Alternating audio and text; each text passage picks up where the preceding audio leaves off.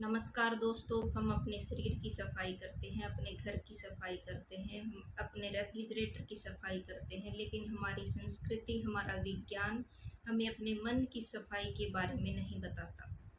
हमारे माइंड में धीरे-धीरे कचरा जमा होता रहता है और हम कहते हैं कि मुझे नींद नहीं आती, मैं डिप्रेस्ड हूँ, मुझे ये बीमारी हो गई है।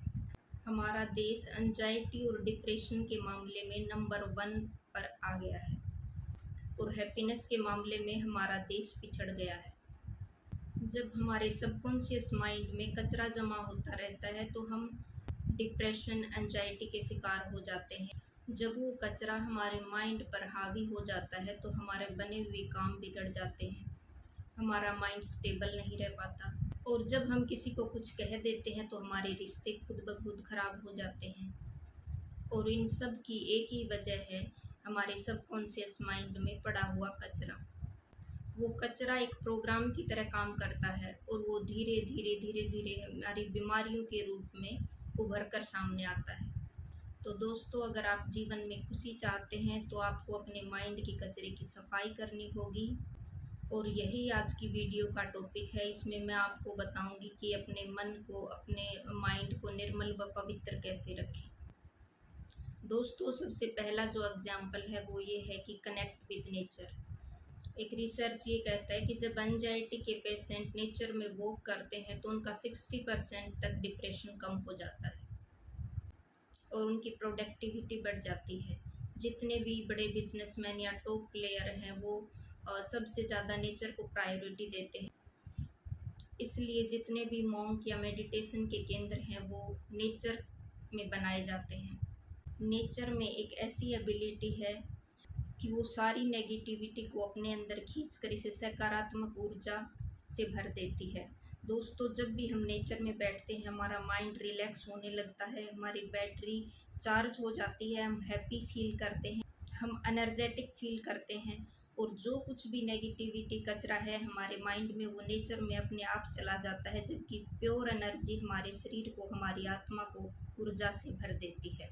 दोस्तों, दूसरा एग्जाम्पल है कि क्या आपने कभी सोचा है कि किसी बालू, रेत में या चट्टान में कोई निशान बना दो तो थोड़े समय के बाद वो गायब हो जाता है, लेकिन हमारे मन में, हमारे माइंड में कोई चोट लगती है तो वो समय के साथ बढ़ती जाती है और ये कचरा बनकर हमारे माइंड में धीरे धीरे जमा होता रहता है।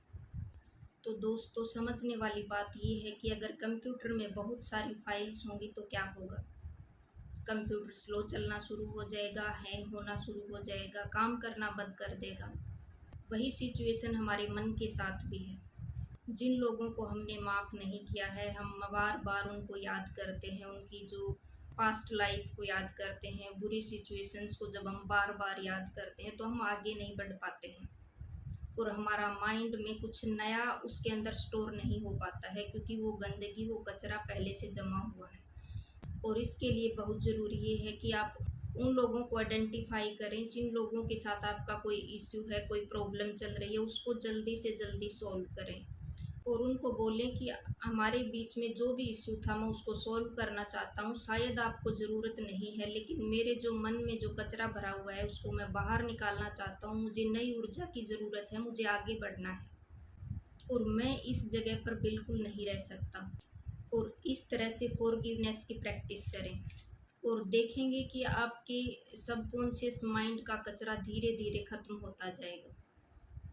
और नेक्स्ट एग्जाम्पल है, अगर आपके शरीर में कोई फोड़ा है, कोई जख्म है, कोई पस पड़ गई है तो उस पस को निकालने का एक रास्ता बनाना चाहिए।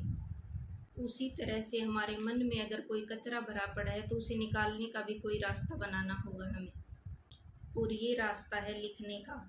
जब हम अपने प्रेमी को या दोस्त को कोई लेटर लिखते हैं तो उस वक्त हमारे जो इमोशन है वो हाथ से आकर उस लेटर पर आ जाते हैं और इसके कारण उस लेटर को जब कोई पढ़ता है तो उसे अच्छा फील होता है, वो प्यार की फीलिंग महसूस करता है। उसी तरह से अपने मन में और आपके दिल में जो भी नकारात्मकता है, जो भी अपसेट बातें हैं, वो चीज़ें आपको परेशान कर रही हैं, अगर आप उसे कागज़ पर लिख कर शुरू करें तो ये सारी नेगेटिविटी उस कागज़ के ऊपर आ जाएगी और जब आप उस पेपर को फाड़ कर फेंकेंगे तो आपके माइंड का जो कचरा था वो धीरे धीरे साफ होता जाएगा।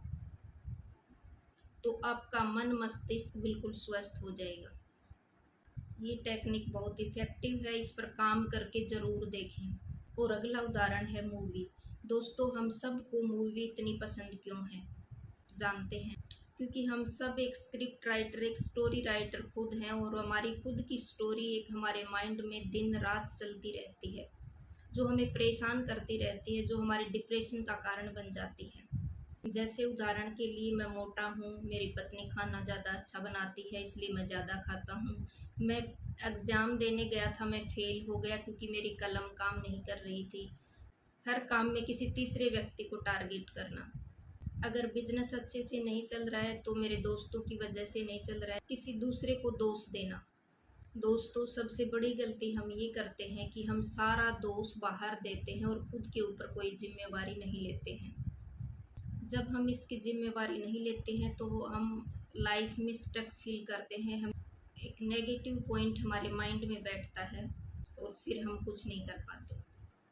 अगर दोस्तों आप इन एग्जाम्पल्स को देखेंगे तो आप इसमें देखेंगे कि आपकी जो खुद की जिम्मेवारी थी वो मिसिंग है। जब एक आदमी अंधेरे के कमरे में जाता है तो क्या होता है, वो एक रस्सी को उठाता है, अचानक लाइट जलती है और उसे पता चलता है कि ये तो सांप है, तो वो सांप को छोड़ देगा। उसी तरह से जब आपकी अवेयरनेस आती है और यही चीज़ आपको स्टक करती है, आपको फंसा रही है, तो आप उसको ड्रॉप कर देते हैं और आप जिम्मेदारी लेते हैं और एक्शन लेना शुरू करते हैं। और ये वो माउंट होता है जब आप अपनी लाइफ को चेंज करते हैं और तभी आपकी नकारात्मकता को दूर करते हैं। और दोस्तों, जो अंतिम एग्जाम्पल है वो ये है कि ऑब्जर्व यूअर थॉट्स, कि थोड़ा सा आपको अपने मन को समझना होगा कि आपके माइंड में क्या चल रहा है, तभी आप अपने मन को, अपने मस्तिष्क को स्वच्छ रख पाएंगे। तो समझने की कोशिश करिए कि जो चीज़ आपको अच्छी लगती है, जो चीज़ आपको पसंद है, हम उसके पीछे भागते हैं। उसके पीछे बार बार हम नहीं भागते जो हमें पसंद नहीं है, जो हमें बुरी लगती है, जो हमें अच्छी नहीं लगती है। और जो चीज़ हमें पसंद नहीं है, जो चीज़ हमें पेन देती है, उसको हमें अपने मन में, अपने मस्तिष्क में नहीं रखना चाहिए, उसको हमें अपने मन मस्तिष्क से भी निकाल देना चाहिए। चाहे वो कोई पर्सन हो, चाहे वो कोई जॉब हो, चाहे वो कोई व्यवसाय हो, वो कोई भी हो सकता है। तो दोस्तों, ये थे मन के कचरे को साफ करने के कुछ तरीके। अगर आपको मेरा ये वीडियो अच्छा लगा हो तो अपने 5 दोस्तों के साथ शेयर करें, सब्सक्राइब करें, और फिर मिलेंगे अगले वीडियो में। तब तक के लिए आपका बहुत बहुत धन्यवाद।